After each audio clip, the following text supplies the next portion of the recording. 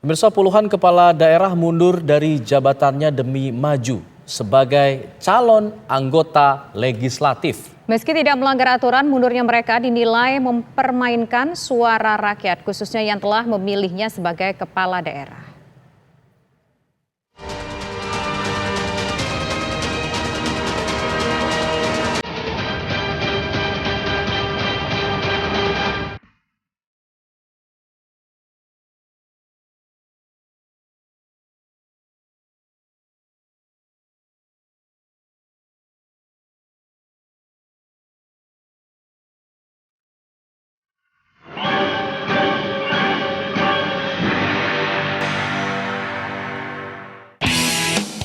Demi maju dalam pemilu legislatif, 44 kepala daerah mundur dari jabatannya. Mereka terdiri dari gubernur, wakil gubernur, wali kota, wakil wali kota, bupati dan wakil bupati. Sejumlah kepala daerah yang mundur diantaranya Gubernur NTT Victor Laiskodat, Wagub Jawa Tengah Taj Yassin Maimun, Wagub Lampung Husnunia Halim, serta sejumlah bupati, wali kota, wakil bupati dan wakil wali kota. Secara normatif, mundurnya puluhan kepala daerah itu sah-sah saja. Hal itu sesuai Undang-Undang Nomor 7 Tahun 2017 tentang Pemilu. Dalam pasal 240 ayat 1 disebutkan kepala daerah, wakil kepala daerah, dan semua pegawai yang anggarannya bersumber dari keuangan negara harus mundur jika maju dalam pemilu legislatif. Peraturan KPU nomor 10 tahun 2023 pasal 14 ayat 1 juga mensyaratkan bakal calon berstatus kepala daerah, wakil kepala daerah, ASN hingga TNI Polri harus menyerahkan surat putusan pengunduran diri. Pakar hukum tata negara Refli Harun menilai secara etika mereka mengkhianati mandat pemilihnya. Mereka mundur bukan karena ada halangan, tapi demi mengamankan kursi legislatif untuk partainya. Mereka berpikir kalau mereka menghilangkan kesempatan untuk menjadi caleg, terutama caleg DPR pusat atau DPD, sementara masa jabatan mereka tinggal berapa bulan lagi, maka pilihan mereka ya lebih baik mundur. Nah, ini kan hukumnya tidak menyalahi, tapi etikanya itu mereka kan dipilih oleh rakyat, ya, elected by the people, dan rakyat memilih mereka untuk masa jabatan 5 tahun. Kalau mereka mau berhenti, ya harusnya berhenti karena ada halangan tetap, misalnya sakit, ya, atau gangguan atau halangan permanen lainnya. Tapi kalau mereka ingin cari jabatan baru, ya itu tidak etis, tidak elok namanya. Mundurnya para kepala daerah itu juga berimbas pada jalannya roda pemerintahan. Selain ada potensi tidak terpenuhinya janji-janji politik yang dulu dikobarkan, pejabat penggantinya dikhawatirkan lebih mementingkan dirinya sendiri atau golongan. Bahkan jabatan sementara berpotensi digunakan sebagai sebuah kekuatan politik. Kalau mereka mengundurkan diri kan harus diganti semacam PLT. Padahal PLT itu adalah orang yang tidak dipilih, ya. Jadi mereka orang yang tidak dipilih. Karena tidak dipilih, ya harusnya mereka tidak bisa memegang mandat. Kedua, karena mereka itu bersifat sementara, tentu mereka berpikir lain terhadap kesejahteraan masyarakat. Jangan-jangan mereka berpikir untuk mencari sesuatu juga dengan jabatan sementara tersebut. Ini kan bahaya. Jadi banyak sekali PLT misalnya yang akhirnya menjadi calon, atau PLT yang kemudian justru misalnya memanfaatkan jabatan sementara ini untuk mengeruk keuntungan finansial, misalnya. Bahkan menjadi alat politik kelompok tertentu dalam kontestasi baik pilpres maupun pileg. Perkumpulan Pemilu untuk Demokrasi atau Perludem juga menyayangkan mundurnya puluhan kepala daerah demi maju dalam pemilu legislatif. Partai politik seharusnya tidak mengutak-atik kadernya yang menjadi kepala daerah. Disayangkan ya sebetulnya ketika ada kepala daerah dan wakil kepala daerah yang mengundurkan diri begitu.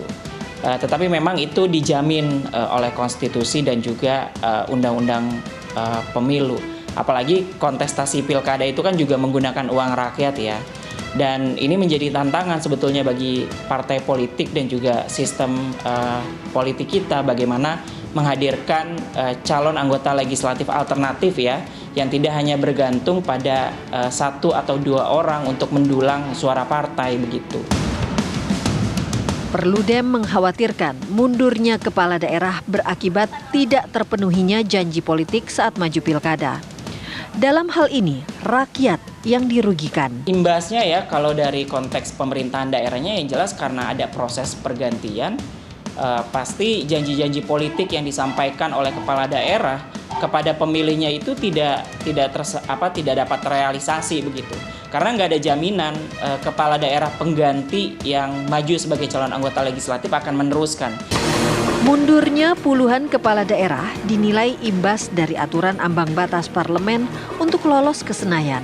Demi memenuhi ambang batas 4%, partai politik menarik kadernya yang menjabat sebagai kepala daerah. Karena partai politik ada tantangan untuk meraup suara sebanyak-banyaknya. Apalagi kita tahu partai politik di tingkat nasional kalau mau mendapatkan kursi di DPR, mereka harus memenuhi ambang batas parlemen tuh. Ada 4% yang diperintahkan oleh Undang-Undang Pemilu.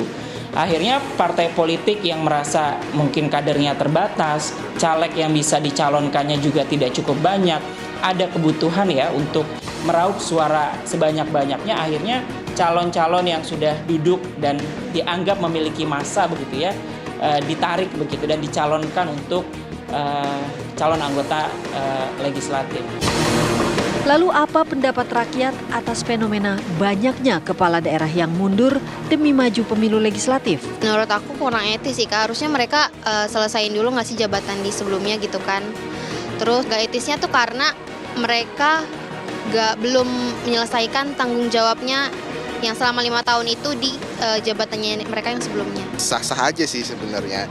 Cuma kalau dilihat-lihat kontranya, dia meninggalkan ini ya tugas lama ya harusnya sih dirampungin dulu ya, kalau emang dia merasa profesional ya dirampungin dulu deh setuntas-tuntasnya. Buat mimpin daerahnya sendiri aja belum tuntas gitu, kenapa harus pindah ke legislatif gitu? Gimana mau jadi perwakilan masyarakat kalau di daerahnya sendiri aja belum tuntas tanggung jawabnya untuk dijalankan?